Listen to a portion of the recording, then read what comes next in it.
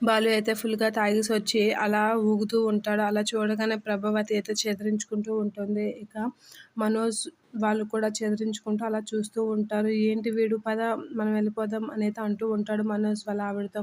ఏంట్రా ఎక్స్ట్రాలు చేస్తున్నావు అనైతే అంటూ ఉంటాడు బాలు. ఇక బాలు అయితే మీరంతా ఇక్కడ ఎందుకున్నారు? మీరందరూ ఇక్కడ ఏం చేస్తున్నారు? అనైతే అంటూ ఉంటాడు. ఆ మాటలకి మీనా మీరెక్కడున్నారు అనుకుంటున్నారు? ఇంట్లో ఉన్నారండి అనైతే అంటూ ఉంటుంది. ఆ మాటలకి అవును కదా! ఇది ఇల్లే అని చెప్పేసైతే బాలు అంతా చూస్తూ ఉంటాడు.